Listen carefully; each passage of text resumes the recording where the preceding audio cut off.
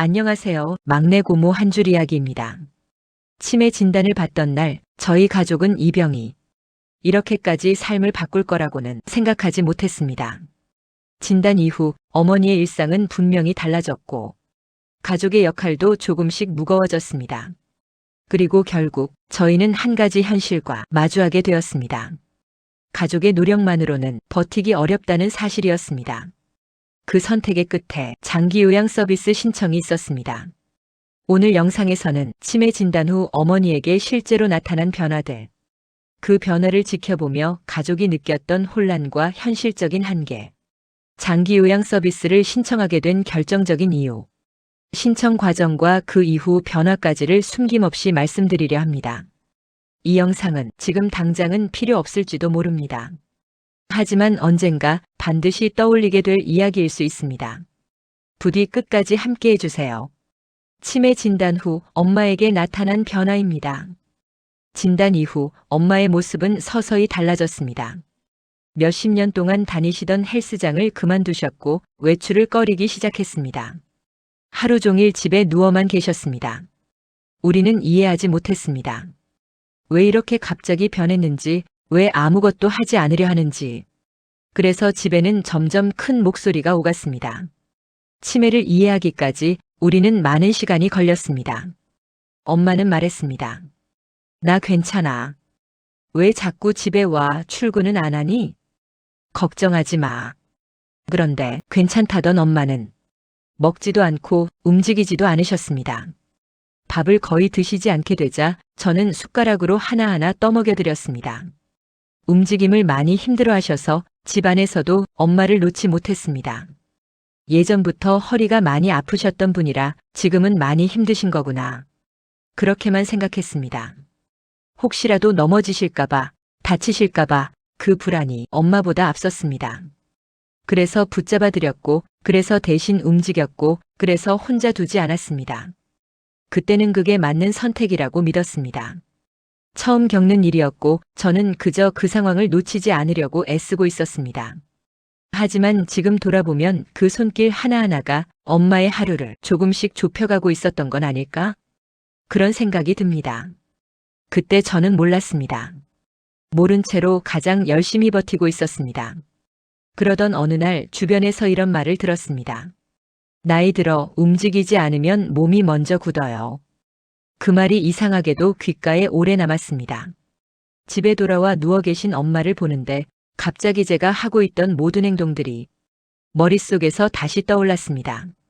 붙잡아주던 손, 대신해주던 걸음, 혹시 다칠까봐 움직이지 못하게 했던 순간들. 그때 처음으로 이런 생각이 들었습니다. 이렇게 계속 누워 계시면 엄마는 정말 다시 못 걷게 되는 건 아닐까? 그 순간 제가 지키고 있다고 믿었던 방식이 어쩌면 엄마를 가두고 있었을지도 모른다는 생각이 가슴을 세게 눌렀습니다. 그날 이후로 저는 집에서 하던 제 방식을 바꾸기 시작했습니다. 걷지 않으려는 엄마와 싸우기 시작했습니다. 성인용 보행기를 샀고 거의 강제로 걷기를 시켰습니다. 엄마는 말했습니다. 이걸 끌고 어떻게 밖에 나가. 사람들한테 보여주기 싫어. 아마도 달라진 자신의 모습을 누군가에게 들키고 싶지 않았던 거겠죠. 나가기 싫다던 엄마를 반강제로 설득하고 싸우고 운동을 시켰습니다. 5분이면 한 바퀴 도는 동네를 1시간이 걸려서야 걸었습니다. 엄마의 발걸음은 쉽게 떼어지지 않았습니다. 엄마는 걷는 동안에도 허공을 바라본 채 말도 하지 않고 웃지도 않고 표정이 굳어 있었습니다. 그 눈빛을 저는 아직도 잊지 못합니다. 그리고 또 하나의 현실이 조용히 찾아왔습니다. 대소변 실수가 갑자기 시작됐습니다. 화장실에 가야 한다는 생각이 아예 떠오르지 않으셨습니다. 급해서가 아니라 참아서도 아니라 그냥 몸이 알려주지 않는 것 같았습니다. 하루 중 한두 번을 빼고는 지금 이 순간 어떻게 해야 하는지조차 잊어버린 듯 보였습니다. 이건 걷지 못하는 것보다 말이 줄어드는 것보다 제가 받아들이기 더 어려운 변화였습니다. 치매 진단 이후 엄마의 일상은 생각했던 것보다 훨씬 너무 빠른 속도로 무너지고 있었습니다. 말수는 눈에 띄게 줄었고 혼자서는 아무것도 할 수 없게 되었고 결국 기저귀를 갈아들이기 시작했습니다. 그때 저는 머리로는 이해하려고 했지만 마음 한켠은 여전히 버거웠습니다. 그 시절의 하루는 이렇게 흘러갔습니다. 아침이 되면 엄마를 깨우고 밥을 챙겨드리고 운동을 시키며 몸을 움직이게 했습니다. 그리고 몇 시간마다 가기 싫어하시는 화장실도 꼭 데려다 드렸습니다. 점심을 준비한 뒤 저는 회사로 향했고 퇴근 후에는 다시 엄마 집으로 돌아와 저녁을 챙겨드렸습니다. 그렇게 하루를 보내고 저희 집으로 돌아오면 하루 종일 반복된 일상 속에서 몸은 지쳐 있었지만 머릿속에는 엄마를 혼자 두면 안 된다는 생각과 불안과 긴장이 항상 자리하고 있었습니다. 여러분, 치매는 한 사람에게만 머무르지 않습니다. 곁에 있는 사람들까지 각자의 방식으로 흔들리게 만듭니다. 우리는 그 안에서 정답을 모른 채 선택하고 틀리며 뒤늦게 깨달아갑니다. 엄마를 지켜보며 느꼈던 혼란과 현실적인 한계. 엄마의 변화는 곧 가족의 현실을 바꿔놓았습니다. 엄마는 여전히 혼자 생활하고 싶어 하셨습니다. 움직이는 건 많이 힘들어 하셨지만 정신만큼은 맑아 보였습니다. 일상생활은 전혀 하지 못했지만 마음만은 단단했습니다. 저녁이 되면 늦었으니 너희 집에 가라고 하셨고 혼자 있어도 괜찮다며 끝까지 스스로를 지키려 하셨습니다. 저는 기저귀를 갈아드리고 엄마 집을 나와 제 집으로 돌아갔습니다. 그런 하루가 하루 이틀이 아니라 한 달 가까이 반복되었습니다. 점점 너무 힘들어졌습니다. 직장에서도 마찬가지였습니다. 제 일은 동료들에게도 조금씩 부담으로 돌아갔습니다. 마음이 계속 조급해졌습니다. 그래도 저는 엄마에게 운동만은 멈추게 하고 싶지 않았습니다. 힘들게 싸워가며 시킨 운동 덕분에 엄마의 동네 한 바퀴는 40분에서 20분까지 줄어들었습니다. 그 시간은 우연히 주어진 시간이 아니었습니다. 엄마와 수없이 부딪혔고 그만큼 우리의 마음은 조용히 망가져갔습니다. 하지만 한 달이라는 시간은 엄마를 이해하기엔 너무 짧았습니다. 버텨내기에도 벅찬 시간이었고 변해가는 엄마 앞에서 나는 매 순간 점점 못된 자식이 되어갔습니다.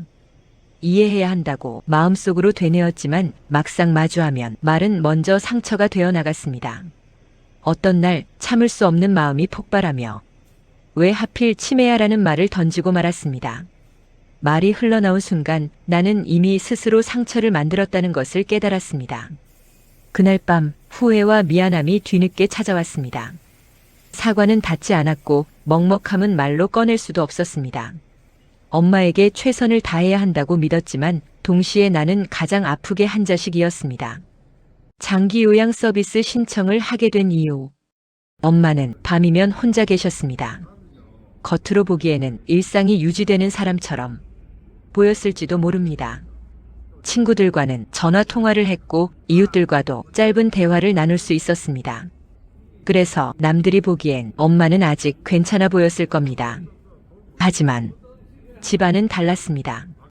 진단 이후 엄마의 일상은 집안에서 완전히 멈춰 있었습니다. 그 멈춤을, 그 변화를 매일 마주한 사람은 가족뿐이었습니다. 누군가는 늘 마음 한켠에 불안을 안고 하루를 버텼습니다. 결국 우리는 장기요양 서비스를 신청하기로 결심했습니다.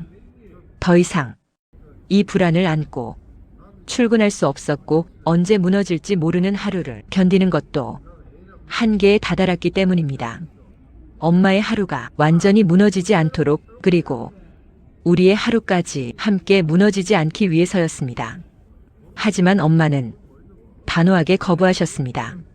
내가 왜 이런 도움을 받아야 해? 남이 우리 집에 와서 뭘 해? 내가 다 할 수 있는데 왜 자꾸 날 이상한 사람으로 만들어? 장기요양 서비스 신청은 엄마에게 도움이 아니라 자존심을 내려놓는 일이었습니다. 대화는 자주 큰 소리로 번졌고 설명과 설득은 하루로 끝나지 않았습니다. 그 시간은 엄마를 설득하기 위한 시간이었습니다.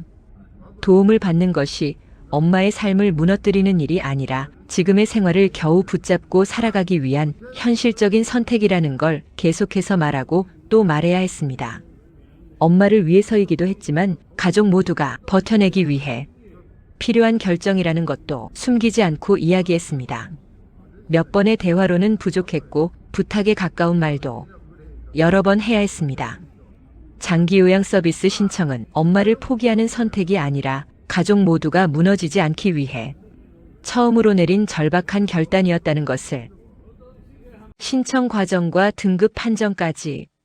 1. 신청 대상입니다. 65세 이상 혼자서 일상생활을 수행하기 어려운 경우와 65세 미만이라도 치매, 뇌혈관성 질환 등 노인성 질병이 있다면 신청할 수 있습니다. 이 신청 방법, 신청은 가족, 친족, 대리인이 할 수 있습니다. 국민건강보험공단 지사방문, 우편, 팩스, 인터넷으로 신청 가능합니다. 필요한 서류는 장기요양 인정 신청서와 신분증이며 65세 미만인 경우에는 의사소견서가 반드시 필요합니다. 3. 신청이 접수되면 공단 직원이 가정을 방문하여 어르신의 신체 기능, 인지상태, 일상생활 수행 능력 등을 종합적으로 확인합니다. 4. 의사소견서를 제출합니다. 장기요양 관련 의사소견서를 병의원에서 발급하여 제출합니다. 5. 등급 판정은 방문조사 결과와 의사소견서를 바탕으로 등급판정위원회에서 최종 결정됩니다. 신청 후 약 30일 이내에 결과를 통보합니다. 6. 장기요양 결과가 통보되면 장기요양 인정서와 개인별 장기요양 이용 계획서를 받게 됩니다. 이를 통해 어르신의 상태에 맞는 등급과 이용 가능한 서비스를 안내받습니다. 엄마는 낯선 사람 앞에서 긴장하셨고 혼자 화장실 갈 수 있나요? 약은 혼자 챙겨 드시나요? 같은 질문을 받으며 그날따라 질문에 답을 잘하셨고 조심스럽지만 또박또박 자신의 이야기를 이어가셨습니다. 나는 옆에서 말을 보태야 할지 침묵해야 할지 계속 망설였습니다. 요즘은 등급받기가 많이 어려워졌다는 공단 직원의 말 한마디에 순간 숨이 막히는 것 같았습니다. 결과가 나오기 전까지의 시간은 하루하루가 너무 길게 느껴졌습니다. 등급 판정이 나올 때까지 그 시간은 참으로 버겁고 힘든 시간이었습니다. 등급 판정 이후 변화와 적응. 한 달을 기다린 끝에 마침내 장기요양 등급에 대한 결과 통보를 받았습니다. 등급이 결정된 뒤 저는 곧바로 방문 요양 서비스를 신청했습니다. 엄마는 식사와 약 챙기기 같은 일상적인 도움을 받기 시작했고 가족도 그제야 조금은 마음을 내려놓을 수 있었습니다. 그러나 변화는 기대만큼 순조롭지 않았습니다. 엄마는 여전히 자존심이 강했고 누군가의 도움을 받는 상황을 불편해하시거나 거부감을 표현하시기도 했습니다. 처음에는 요양보호사 선생님을 아주머니라고 부르셨습니다. 저는 조심스럽게 선생님이라고 불러야 해라고 말씀드렸습니다. 며칠 동안은 낯선 분이 집에 오시는 것 자체를 어색해하시고 불편해하셨지만 시간이 지나면서 조금씩 마음을 여시는 모습이 보였습니다. 선생님이 나를 잘 챙겨준다며 엄마는 어느새 한결 편해진 모습이었습니다. 요양보호사 선생님은 오후 1시부터 5시까지 엄마와 함께 생활하시며 운동과 학습, 저녁 식사까지 도와주셨습니다. 치매약을 복용한 뒤 엄마의 기억력도 아주 조금씩이지만 분명한 변화를 보이기 시작했습니다. 치매는 조기에 발견해 치료하면 진행 속도를 늦출 수 있다는 말에 저는 작은 희망을 품게 되었습니다. 저는 여전히 새벽부터 엄마 집으로 출근했습니다. 오전에는 엄마와 학습하고 노래를 불렀고 오후에는 요양보호사 선생님이 오셔서 엄마를 돌보는 시간이 이어졌습니다. 이렇게 하루하루를 채워가며 어느새 4개월이라는 시간이 흘렀습니다. 돌이켜보면 장기요양 서비스는 단순한 지원 제도가 아니었습니다.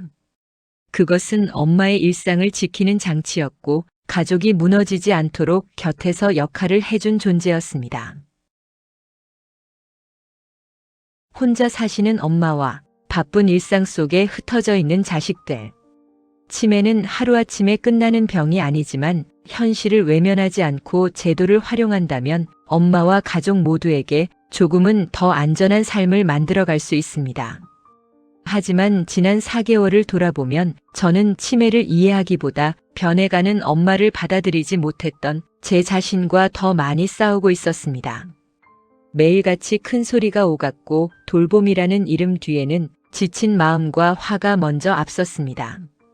지금 와서 생각해보면 그 시간들이 많이 후회됩니다. 그때 저는 너무 서툴렀고 사랑한다는 말보다 다그치는 말이 더 익숙했습니다. 그럼에도 불구하고 그 시간 속에서 우리는 아주 느리게, 아주 서툴게 서로를 이해하는 방법을 배워갔습니다. 이 영상을 보고 계신 여러분 중에도 비슷한 마음으로 하루를 버티고 계신 분들이 있다면 지금 느끼는 답답함이 당신의 부족함 때문이 아니라는 걸 꼭 말씀드리고 싶습니다. 혹시 오늘 가족에게 조금 더 날카롭게 말하지는 않았는지, 혹은 너무 당연하게 내일이 있을 거라 믿고 있지는 않은지 잠시만 돌아봐 주세요. 돌봄은 완벽해서 시작되는 게 아니라 늦었다고 느끼는 바로 그 순간 비로소 시작되는 것인지도 모릅니다. 끝까지 시청해 주셔서 감사합니다. 이 이야기가 누군가에게는 작은 위로가 되고 오늘 하루를 다시 바라보게 하는 계기가 되었으면 합니다. 막내 고모 한 줄 이야기였습니다. 구독과 좋아요 꼭 부탁드립니다. 다음 이야기에서 또 만나요.